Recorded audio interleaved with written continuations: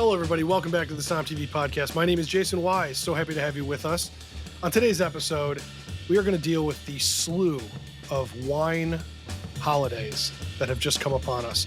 I can't keep up, guys. Every day is a new different day that we're supposed to be celebrating. I decorated my house. I think it was Zinfandel Day. We decorated. So I'm having a couple A-listers on the podcast, our own Claire Coppi and the always smack-talking Jonah Beer. And we're going to go through several of the most recent wine holidays and litigate whether or not they should exist and talk about the grapes individually that are in them. Buckle up.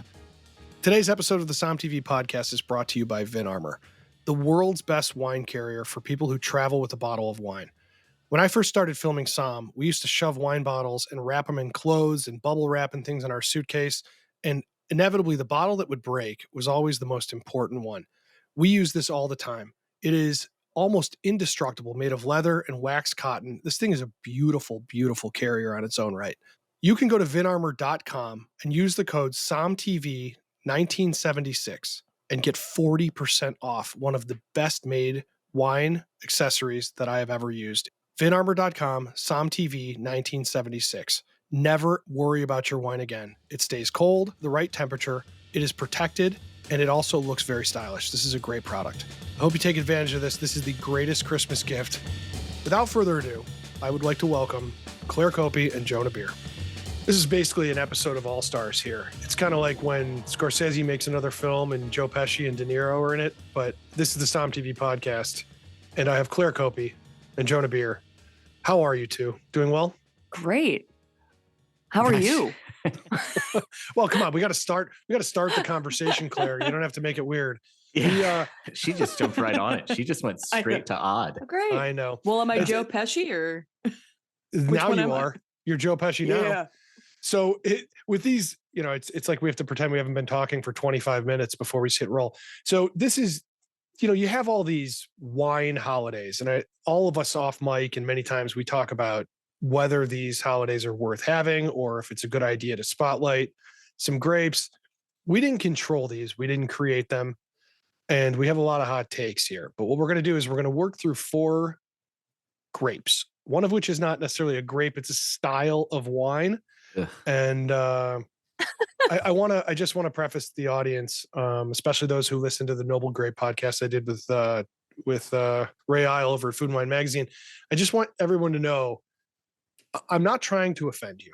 It's not meant to be a direct defense thing, but it just comes naturally. It just comes naturally. If you don't have strong opinions about what you're passionate about, then what's the point, right, Jonah? Yes, you milquetoast son of a bitch, you. Now stop trying to put up a bunch of disclaimers so you don't get lit up on Twitter later.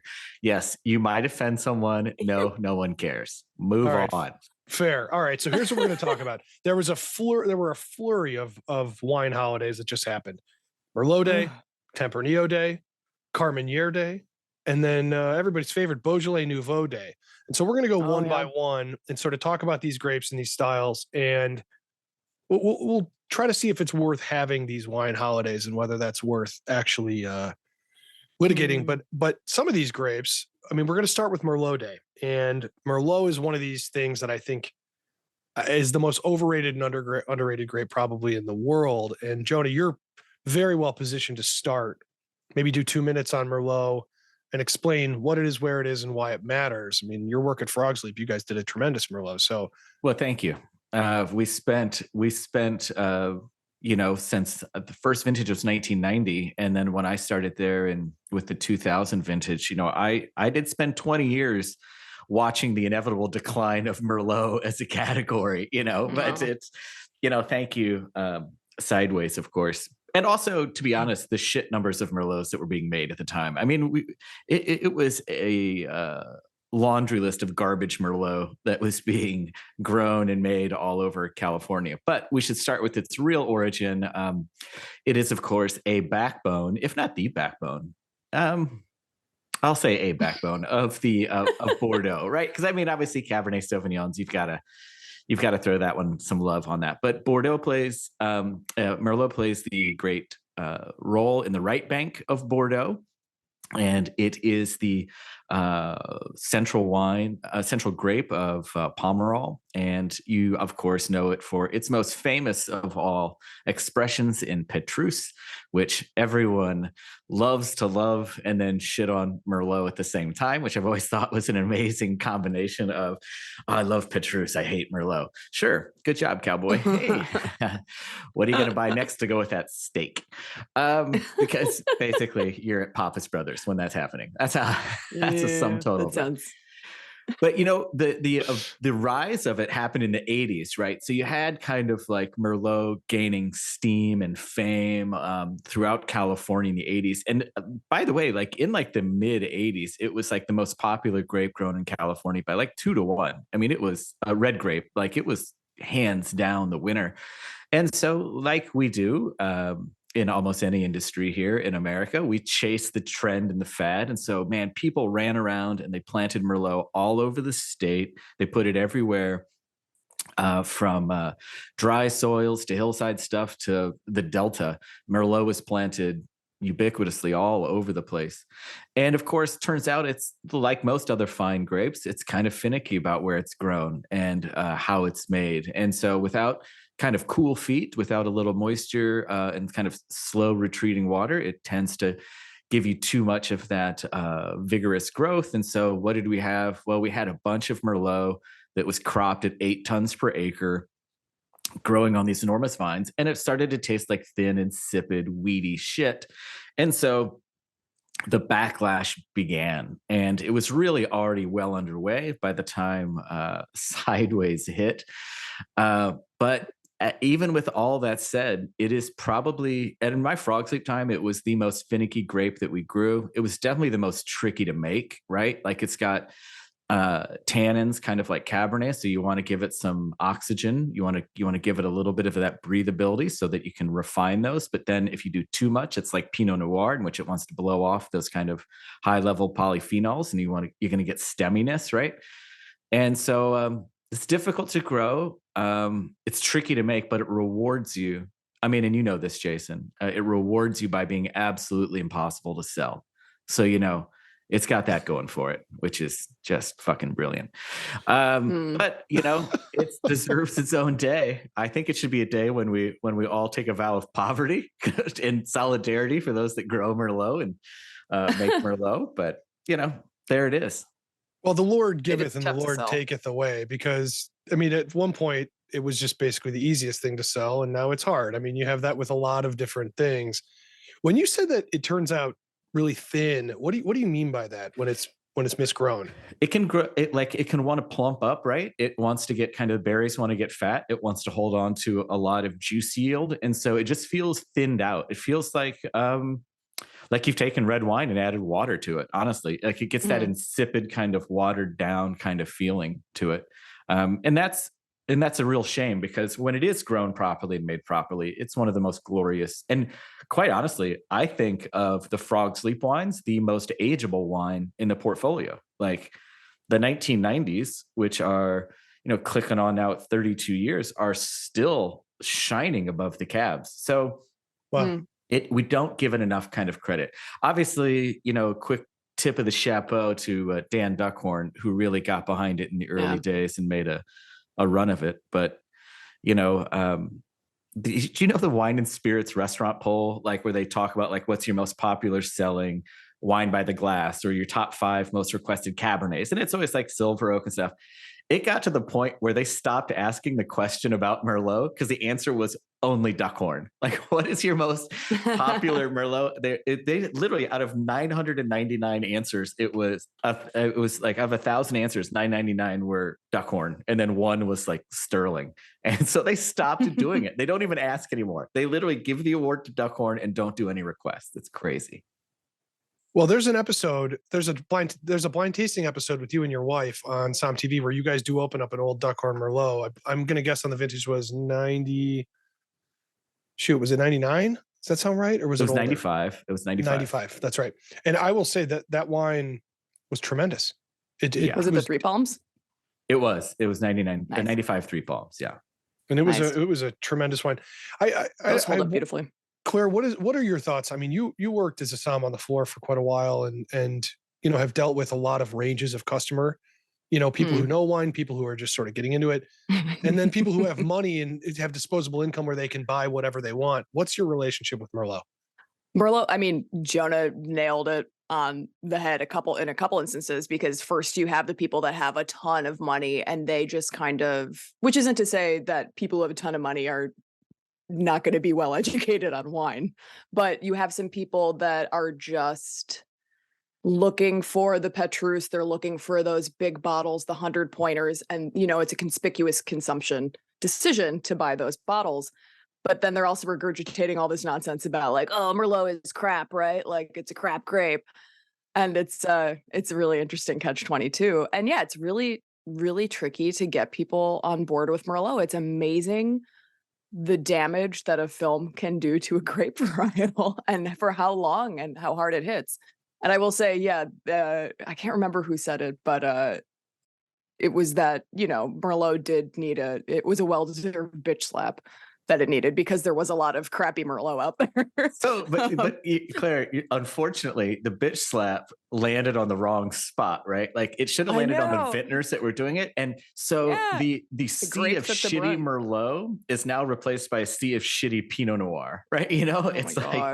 It's like we've never had worse Pinot. So it's funny how that it landed. It was a well-deserved bitch slap, but it hit the bystander instead of the intended. You're absolutely right. You're absolutely right. And we all suffer for it, right? Because there are shitty expressions of every grape and every, there's crap everywhere of everything.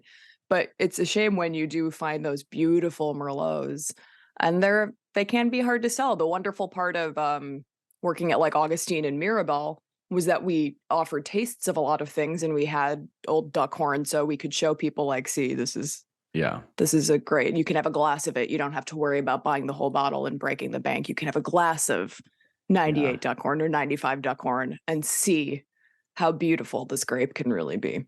Yeah, no, it's funny. Those are the moments that change everyone's minds about Merlot, especially when you've got something with some age on it. It just, you see the light bulb go on. It's amazing. And it's a bargain hunter's wine on wine lists, especially the big swinging dick steakhouse lists where Cabernets start at $8,000 and go up from there. Like look for the Merlot. Yeah, Ridge Merlot to me is still like one of the best out there, and usually at a pretty good price. Agreed. Very much agreed. Ridge everything. I thought, it's funny though, when Sideways sort of happened, obviously I think a lot of wine people get the joke at the end. He is drinking Petrus and has shit on Merlot the whole time. Cheval Blanc. Or Cheval Blanc, my apologies. But I mean, and though Cheval Blanc is quite a bit of Cab Franc, but there is Merlot. And so it is funny though, yeah. And I don't know if you guys know this little behind the scenes nugget, but I'll do a super big old name drop. I was with Christian Moex in Bordeaux, and he actually super big name drop to a very small audience, but yes, to you two, yes, that's right. Yeah. I'm impressed. It was supposed to be Petrus that was being drunk at the end of the movie, but he wouldn't sign the release to have the image used in the film. He didn't like as he put it, he didn't like the script.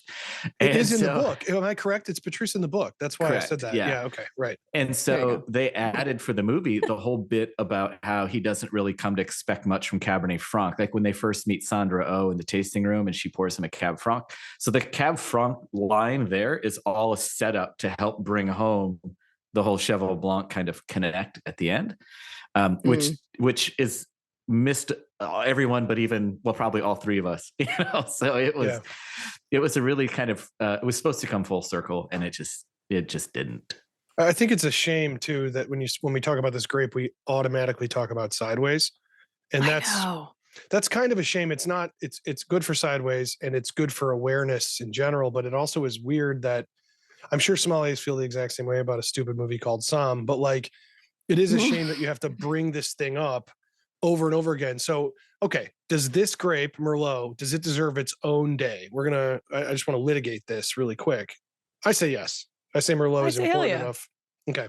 Yeah, I don't think give it a month. I don't think. Well, now you're getting give it a month. Claire's clearly been hitting that bong. Let's go nuts.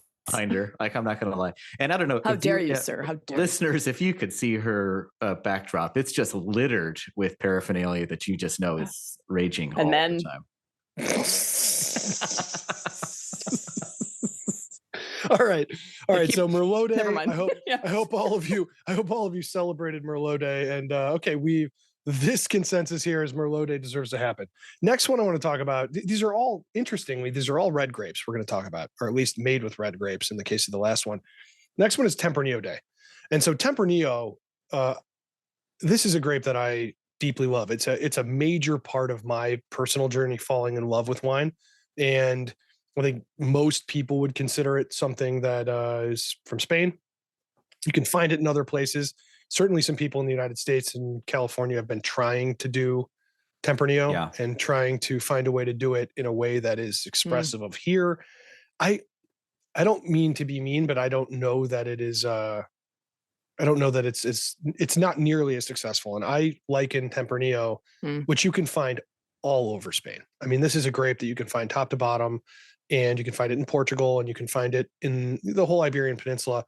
But it is a grape that produces some of the most cost-friendly, and also on the other side of the spectrum, really, really structured, often expensive, really tremendous wines. And in a lot of cases, it is also used as the main ingredient for a blending wine. You know, you'll find Garnacha and stuff blended with it. And so it's really odd that I personally would put this kind of to what Cabernet is or Cab Franc maybe for Bordeaux, it is for Spain, and yet is blended on its own quite a bit. I mean, if you look at what they do in Rioja versus what they do in, Ribera del Duero, which is a much more Bordeaux style way of doing things with traditional French grapes, it can be a very, very, very different grape. You can find it completely oaked. You can find it neutral. You can find it, from my experience, I find this to be one of the best grapes in the world for aging. And I have seen that across the board. Often Rioja gets a lot of the credit for how, Ribera del Duero, for all of its history, is a pretty new wine region. So the Ribera del Duero wines that I've had go back to maybe the 80s and the late 70s in some cases, but I've never had any 50s and 40s Riberas. I've had plenty of Riojas that go back to post-World War II, and in some cases even Spanish Civil War era in the late 1800s, and they are remarkably intact. I know that it's known as a relatively early ripening grape, but in Spain, especially in certain parts of Spain, they tell a different story. They say that it is the last to pick. It's a grape that requires a lot more time on the vine. And so, it's very dark in color. It's a grape that I respect very much. Claire, what is your relationship with Tempranillo? I love Rioja. That's what in my mind I go to right away. Like you said, I can't really think of any Tempranillos, just straight Tempranillos in the New World that are knocking my socks off just yet. Please recommend one if either of you have one that I should be drinking. So yeah, you go to the region that it's most famously grown in, which is the Rioja. Although I've had some lovely Portuguese ones as well. Definitely. I love it. I remember my wine director at Republique was like, I hate Rioja. I just hate it. And then one of my first dinners there that I was working was a Monte Real dinner. And we had, going back to pre-World War II, and I loved watching his mind get blown and seeing his mind get changed, because he's somebody who, I looked up to, and he mentored me a lot and had incredible knowledge. And it's amazing to see somebody's mind change and to see the potential for that grape and that style and that wine. So it's always been pretty special to me. I don't drink enough of it, but I also love the care that a lot of the producers take to not release the wines until they've had some proper time. Like if you look at Lopez de Heredia, they release it once it's already been about 10 years old. Most of their wines. Oh, sometimes before they bottle it and release it. Yeah. So there's a lot of patience there in that region that I really appreciate, and they don't want people opening these bottles before their time. On SOMM TV, it's really good. It's beautiful. Yeah, on SOMM TV, we have the ability for everybody to watch, things with Bodegas Muga and Lopez de Heredia, quite a bit on that particular winery. Lots throughout Spain, though, and we definitely have quite a bit on Ribera del Duero as well. I think this is a grape that really personifies the patience Europe has over the United States.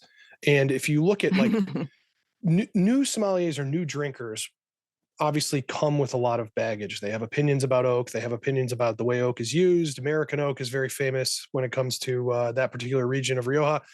And they have like this traditional and modernist approach. And if you look at the two, I always like to call out those two, Muga and Lopez de Heredia. There are plenty of other great examples, you know, Rioja Alta and all of these things. But one of them makes much more, for lack of a better term, oakier, bigger wines. But when I was at Muga, they asked us, what was your birth year? And they gave us all a bottle of our birth year, and they opened up a bunch of old wines as well. Fun. Some of those older wines, they are so finesse driven and so light.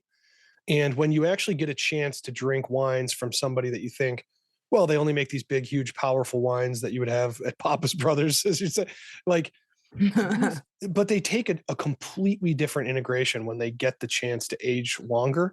And I think Tempranillo is one of these grapes that, with age, has a dichotomy that Syrah and Pinot have, where you can have these bigger ones, you can have lighter ones, but they require the time. They are almost like pressing coal into a diamond, whereas the coal was already a really diamond-esque thing in the first place, instead of being a black rock. It is just requires the time to become. So people who don't like a certain style are often very surprised when 18 years later, it is the style they wanted. It's probably it's the grape on this list we're going through that if you were trying to find an old bottle of wine, it's still obtainable. You know, you can get an old Rioja for a really good price, and it's shockingly, provided it wasn't stored, you know, in the wrong place, it's really, really good. Jonah, what are your thoughts on Tempranillo? Do you have any deep thoughts? No, nothing deep thoughts, but I would say that I had two kind of epiphany moments with Tempranillo. And the first was, I mean, for me, it's Ribera del Duero is kind of more of where we tend to live with it, but it was on a 10-year wedding anniversary with Vega Sicilia Unico, which was kind of like a moment that everyone should try to have on someone else's dime. And then being in San Sebastian and visiting the restaurants there, where you can routinely find wines that were 40 and 50 and 60 years old for almost that amount of euros. You know, you could find those amazing wines for such a great price. And Jason, I think that your tortured diamond analogy aside, you are totally spot on in the idea that you can those wines when they were young, some of them that I had, I probably would have not thought that they had the elegance and the capacity for grace that they ended up having as time went on and they shed that kind of baby fat and became what they needed to be. So a point well taken on that. Although, speaking as an American producer of fine wine, I can tell you that there's nothing that allows you to have the ability to hold on to your wines and release them when they're ready to be drunk, like not having any money that you owe to the goddamn bank. So, you know, when you shit on me for releasing my 19 cabs, here's what I have to say to you. I'm financing this shit on credit card. So let's get going, cowboy. I need cash.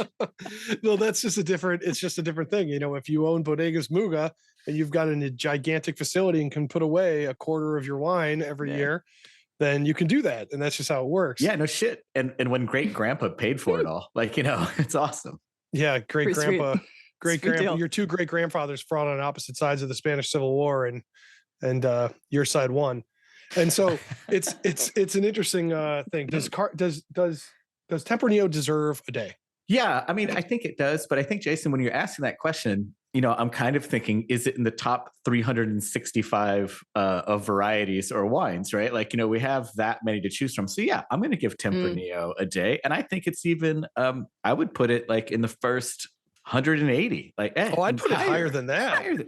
But my point is, like, so specific. Well, once we start coming into, like, you know, wines get their own days and stuff, right? So I think does it deserve its own day? Absolutely, it does. And I think even if we limited the numbers, it should be on there because of what it's done for Spain and for wine's ability to age. So yeah, for sure.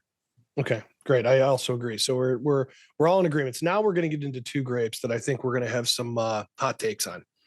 The next one is Carménère Day. So Carménère is a grape that I think is either very divisive or you don't know anything about it, meaning it's not part of your lexicon. And so it goes one of two ways. I will say I have spent quite a bit of time in Chile, which is, I don't say arguably, it is where it comes from. It is Carmenère is an amazing story, and we'll get into what some of the controversies are that have to do with its flavor profile and what it is in a minute. But Bordeaux prior to phylloxera, which was a small insect that devastated Europe, this is probably the most riveting, exciting story in wine. But it was a financial and a cultural disaster for Europe. This little bug came from the United States. It hitchhiked its way, got into soils that were not sandy enough, and destroyed the root and of grapes, and it wiped out everything. And without that, you wouldn't have Rioja. Going back to our last thing, because Rioja as a region really exploded to bring grapes up to Bordeaux and keep that place alive. And so Carmenère was planted all over the Medoc, and it was used as a blending grape. And the Medoc is on the left bank of Bordeaux, and it was used sort of like Petit Verdot. It was kind of I would call it, if you're into baking, like a leavening agent. It was something that would do one of a couple different things to a larger blend, but it went extinct. And nobody really, I don't know, it was probably a mix of, it wasn't the most important grape to protect, and it happened fast, and it happened really where that was located. And so it disappeared. And I don't know that there were a lot of people out with picket signs lamenting the fact that Carmenère went extinct. I think they were thinking, we're all going out of business. But what happened was, and this goes back to Merlot Day, in the 1800s, they brought a bunch of cuttings, they being a very select few individuals, mostly of French and German ancestry, and a couple Italians that came over to Chile. And Chile was sort of burgeoning with all of these immigrants, like much of what we call the New World was at the time. And they planted a number of different cuttings. Well, they thought they were bringing Merlot. And Chilean Merlot, for a very long time, was taking advantage, for 100 years, of the love of Merlot. But Chilean Merlot always tasted very different. It has very green. It had all of these different kind of spice notes, very pyrazine qualities. And lo and behold, they figured out, oops, they brought Carmenère over. And so now Chile has hundreds of acres of Carmenère planted all over the place that they thought was Merlot. And now they've done what I think anybody would do smartly, is embraced it and made it sort of their thing, almost like in a weird way, like Argentina is with Malbec. And so Carmenère is now a Chilean grape. And I don't, I'm sure some people have brought it back to Bordeaux. I've read some stories that people are trying to, bring it back and use it as like a 1% in their blend, like they used to do pre-phylloxera. But it is a red grape, very similar to Petit Verdot is a really good comp. I know that that's a relatively obscure grape as well, but the Bordeaux diaspora, this is a really important story. Now, here's where we get into the controversy. Claire, how do you feel about Carmenère as a single bottling, which is really the only time we ever see and hear about it? I don't need it in my life, personally. I don't. And again, somebody recommend a beautiful bottle of this grape for me, and I'll try it. But how much have you tried? Just to play devil's advocate, have you had a lot of Carmenère? I haven't had a lot of it. When I was blind tasting really consistently, I was tasting a bit of it. And it was always kind of like the fuck you that people brought to the blind tasting along with a bottle of Torrontés. Because the second you put your, nose in the glass, you're like, for fuck's sake. God, it's just so, that's the danger, right? It just becomes like super pyrazinic. Like, holy shit. It's just like sticking your nose in a green bell pepper jalapeno hell child. I don't know. It's just, somebody give me something to enjoy. I don't like it. I don't enjoy it. It doesn't bring my soul happiness. So when you started this off with, I don't need it in my life, you quickly made a hard left turn into like rage against the Carmenère. I decided to lay it on the table. Yeah, you did. No, wow. I don't rage against Carmenère, but it's a grape. It's not gonna ruin my life. But it's not. If I saw it by the glass on a list, I'd be like, no, thanks. It doesn't really, it doesn't have the, like, where Merlot has some examples that are some of the top wines of the world. This doesn't. I'm sure there are some lovely examples, but yeah, meh. Well, the winery down in Chile that the Rothschilds are a part of, they use Carmenère in their blend. And I think using it as a blending agent is a very different thing than blending it on its own. And, I don't want to, Malbec's not part of our conversation, but there's a similar argument in that regard that Malbec as a blending grape, which was also a Bordeaux variety, I don't know. My thing with it is when I'm in Chile, and I liken this to like Greece or a number of other places, when you're having wine, you're sort of swept up in how wonderful it is to have it there. And you're with the winemaker and you're looking at these beautiful rolling hills and you're speaking Spanish and you're drunk. And so all of those things come together and you go, this is a tasty burger. But that is oftentimes blended on its own. The problem with Carmenère too is that they do make some expensive ones. You can find, I believe it's like Montes Alpha makes a very expensive single bottling of Carmenère, and very expensive. And it's good. They use a lot of oak to mellow a lot of those things. Yeah, but see, I think, Jason, that's what I was going to say drove me nuts about all those expensive ones, is I remember distinctly the amount of heavy toast oak that was on each one of those bottlings. And I can't tell you a single thing about what I remember about the Carmen. Exactly. So, I mean, first of all, if anyone out there in podcast land, well, let's just say to Jason's mom, who's the only one still listening. Hey, how you doing, Mrs. Wise? Hit me up in my DMs again. That's always fun. Is that, you are definitely the host with the most, because no one can drop in, thesaurus, word of the day, diaspora, and a Pulp Fiction quote into the same sentence quite like host Jason Wise. I mean, that was impressive as shit. Yeah. Well, but I think Carmenère summed up in the fact with where you started on our history lesson, which is it went extinct and no one gave a shit. Like, to me, that says everything you need to know about Carmenère.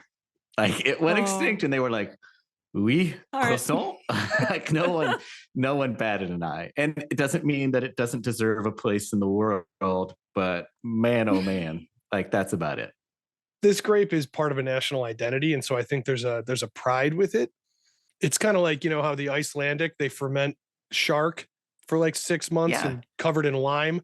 And I'm not sure anybody truly loves it, but it's no one does. And in Same Sweden, thing. you've got surströmming and you can get haggis. Like, there's national pride. And then there's, hey, it's Friday night. We're having a delicious dinner. What should we open? Like, I just think it's okay that it exists and it's okay to have national pride in it, but it doesn't deserve a day. I know that this is where we're ultimately getting to with this question. Yeah. I feel like if you have to slap a giant oak bomb on something to make it sellable, that's probably also saying something, right? It's like over seasoning food. It's like, you're hiding the crappy quality of this, aren't you? Like, oh man, I see what you're doing there. So I know. Does it deserve a day, Claire? Do we deserve a Carmenère day? I don't need it in my life. Okay. Jonah, you're saying no? No day. You're out. Oh man, well, it doesn't matter what I say. It'd be 2-1 anyway. I lament Carmenère and look forward to the Twitter backlash from Big Carmenère. From Big Carmenère, yeah. Big Carmenère's coming at me. Bring it on, Big Carmenère. And unlike Claire, don't send me messages about what Carmenère I should try. I'm okay. I'm fine. Well, if you do have any good Carmenères, I do want to know. I would like to know what are the ones you love and what should I try? And if you're a Carmenère producer listening to this podcast, and I know a lot of winemakers do listen to this podcast, message me. I'd love to try your wine. I would. I'd love to try it. Also, too, you throw the element of food in, and there is an element of some Chilean dishes that go well with a bigger red wine that have, those bell pepper notes, that's a vibe. So it is a real thing, but it has to be, I don't know. It makes it tricky, to say the least. Okay. All right. Carmenère. Sorry. All right. We're getting into a territory that I'm gonna do my best to restrain myself. Claire, Beaujolais Nouveau Day. Can you give us a little, just scholarly, what is Beaujolais Nouveau and where does it originate and what's its history? Oh, Jason, how many times have you and I talked about this together? About this most wondrous time of the year. We're back again. That is the third Thursday of November. Jason's most favorite time of the year, more than Halloween. He honors this time. It's more special, basically, than his wedding anniversary and the birth of his children. It's his favorite day. Something like that. It's so special to him.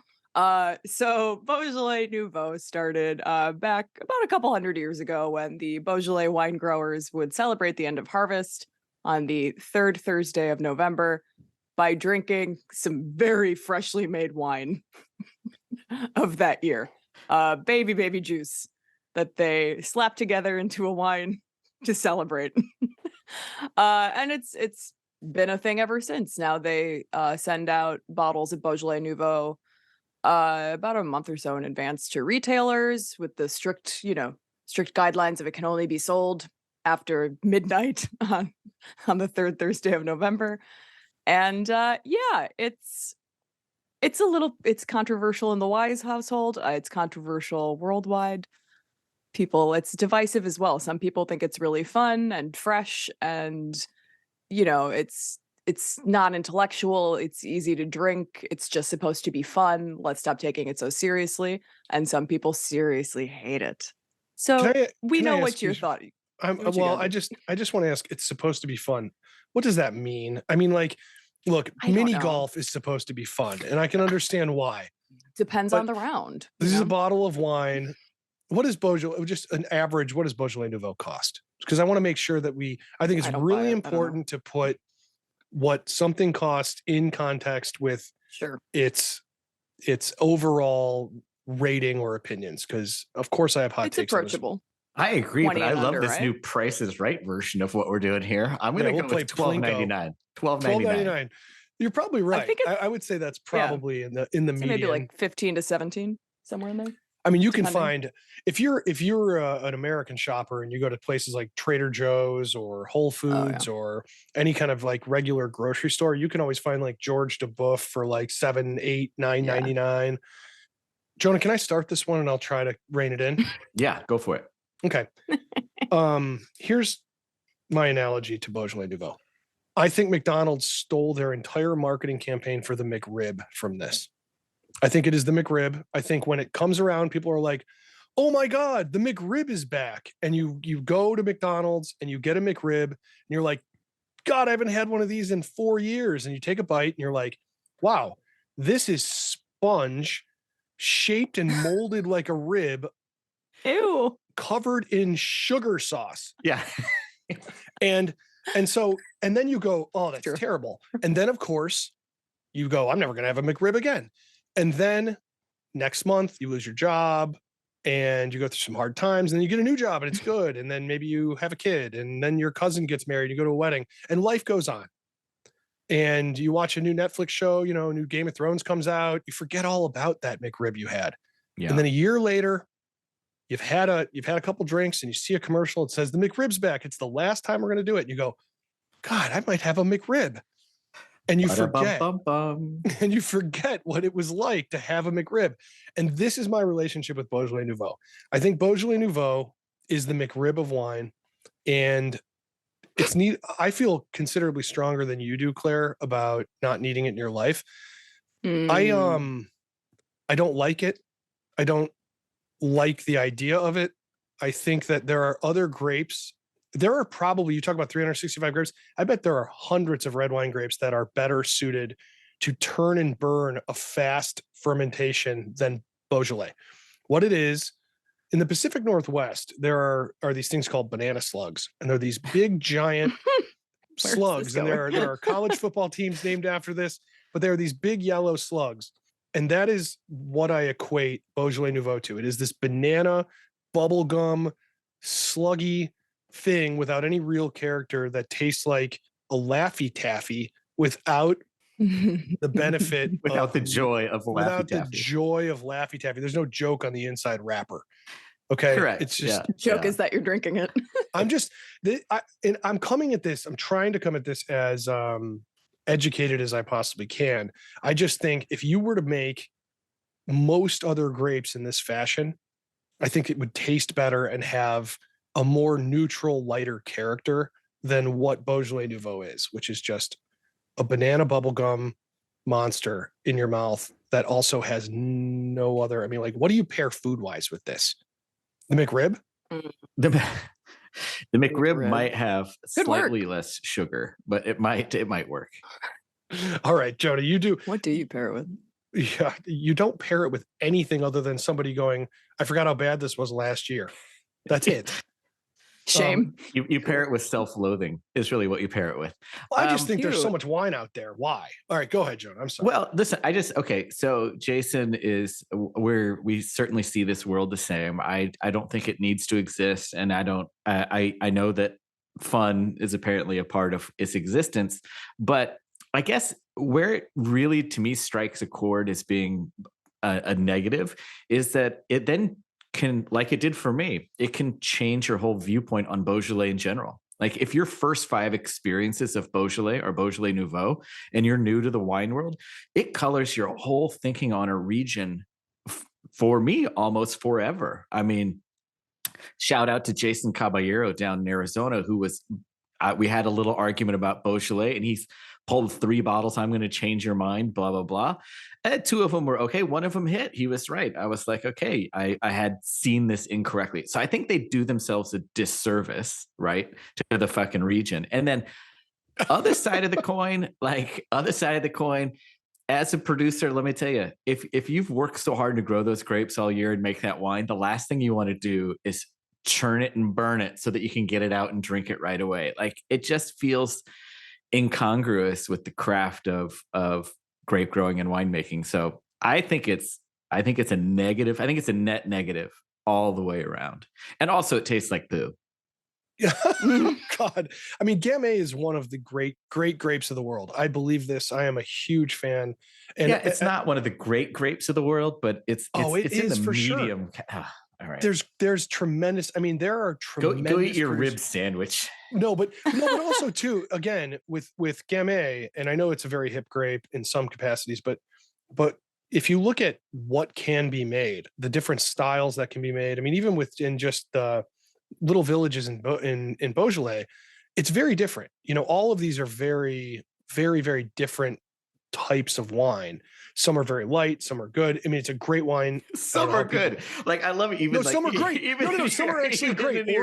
Oregon makes great Gamay.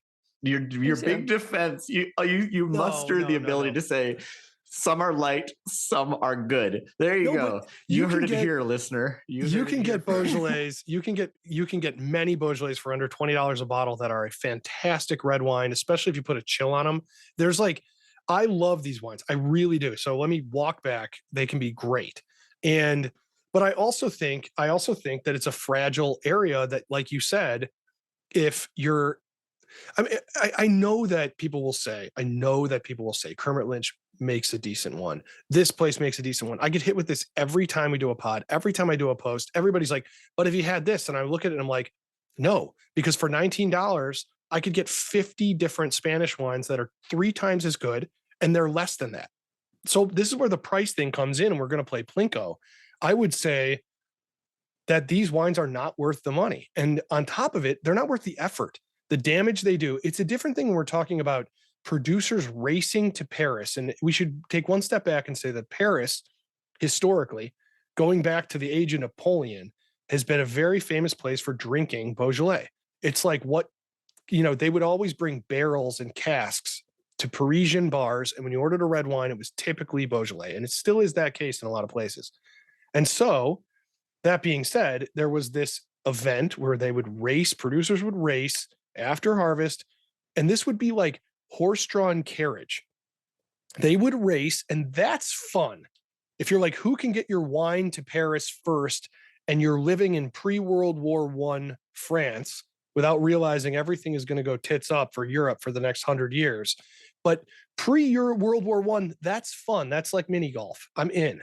But when it comes to nowadays, when it just is basically bulk wine that takes advantage of a gigantic marketing campaign, and it becomes this thing that influencers are paid $1,000 for a post to sell you wine is junk. How dare you, sir? Oh, Claire. It cost way more than that. Don't take the money, Claire. It's so sad. I cost so much more than $1,000 a post.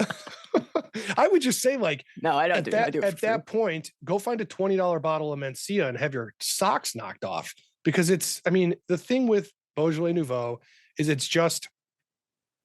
it's all a flavor and not an actual identity, for me. It smells of fermentation odor, right? It does. Yeah. It's and that's a She ain't negative. done. If you want a red wine that you can throw a slight chill on for less than that and is interesting and complete, go with Pella Verga. I mean, just cut it out and go with Pella Verga. It's a much better choice, and I think a much more interesting wine for that, to fill that thing that you were saying it can do. I still think it's the upside is good and the downside is massive. And no, it does. And before we get to it, no, it does not deserve a day. It's a terrible thing that does not deserve a day. I feel, and I always feel bad. I don't like to do this about individual wines or producers. And the main reason is with SOMM TV, we try very hard to tell stories, whether they're ones that are our perspective or others. I mean, I think there's a place for all wine, and I'm counting even wine on a large mass scale is important because it all bleeds into why would you want to drink something else, or why does this have an important story? I mean, I think White Zin is one of the most fascinating stories there is. So I'm not across the board snobby to inexpensive wine or wine that's trendy. I think there's tremendous stories with all that. I think with Beaujolais Nouveau, it took a tradition and it made it into something that doesn't have the weight that it actually deserves. I would say grab a bottle of Carménère and then put some fruit in it and put it in the bathtub and add vodka and make yourself something new. I just am not something delicious. I'm not and I speak for me, myself. I'm not speaking for all of SOMM TV here, but it is not a wine that I like. And I've never had one that I think was ever worth the cost. And I have had these wines, you guys who are going to at me, I've tried a lot of them. And I'm just going to come right. You're just too nervous about what people say on Twitter. I mean, first of all, this was Claire's choice. This wasn't even your choice. Claire's the one that thinks Beaujolais Nouveau is amazing. Claire, how dare you, sir? I'm gonna send you so many cases of Beaujolais Nouveau. The shipping cost alone. Stop. Oh, the shipping cost alone will more eat than you the up. wine. So there's I'll drive it there. Horribly mean. There is a blind tasting episode with Dustin Wilson and Eric Railsback on SOMM TV, which is the most profanity laden, hilarious thing. It is so inappropriate and it is so like aggro and great. But Dustin Wilson, a master sommelier, is blind tasted on it's George DeBoeuf or something, Beaujolais Nouveau, and he cannot, because he's thinking there's no way the person across the table from me is going to give me this $5 $6 bottle of wine. And then of course he turns around and blind tastes Eric Railsback on his own wine, which Eric shit talks during the blind tasting. And so this whole thing is off the rails, like but it's a perfect example of like that this wine itself, I don't really identify with the fun aspect of it, unless of course like you're going to go get drunk off it and smash mailboxes or something as a 17-year-old. But like it's not fun. I don't see a SOMM TV does not condone underage drinking. SOMM TV doesn't condone virtually anything I'm saying right now. Frankly, I should say that. Wait, you guys are so worried about being canceled. You're not that famous, Jason. Leave it alone. I'm not worried about being canceled. I just, every single time I've talked shit on something top to bottom in my life, especially creatively, I end up finding something about it that I love from a story perspective. I have not found that about Beaujolais Nouveau. And I appreciate that. You're a seeker and you're constantly looking and you can't get past the colorful bottles of George DeBoeuf. You are just stuck right there. And I think that's okay. So Jason, does it deserve a day? I would say no. Beaujolais Nouveau does not deserve a day. It's done. Unless you're going to do it by horse and buggy, and you're going to rush from, Milano Vent or whatever, and you're going to run your ass off, and we're going to televise it and make it a competition show and make it a big thing. Then yeah, fine. I'll sit in a Parisian bistro. I'll be at Willie's Wine Bar. I'll be first in line. I will drink Beaujolais Nouveau, but I want it to be sloshed by a horse on its way there. That's my condition.